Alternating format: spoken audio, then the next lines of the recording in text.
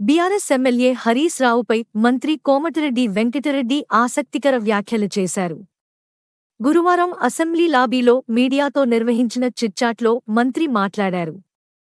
హరీశ్ రావు వ్యాఖ్యలు కేటీఆర్కు వెన్నుపోటు పొడిచేలా ఉన్నాయన్నారు. సీఎం కావడానికి హరీశ్ రావు ప్లాన్లో ఉన్నట్టున్నారు అంటూ సెటైర్ వేశారు. కేసీఆర్ను వ్యతిరేకించి వస్తే అందుకు సపోర్ట్ చేస్తామని చెప్పారు. ఆ పార్టీ కవిత, హరీశ్, కేటీఆర్ల పేర్ల మీద విడిపోతుందని, బీఆర్ఎస్లో 4 పార్టీలు అవుతాయని వ్యాఖ్యలు చేశారు. హరీశ్ రావు పార్టీలో ఎల్పీ లీడర్ కూడా కాలేదని, 20 మందితో ఆ పార్టీ లీడర్ కావాలని సవాల్ విసిరారు.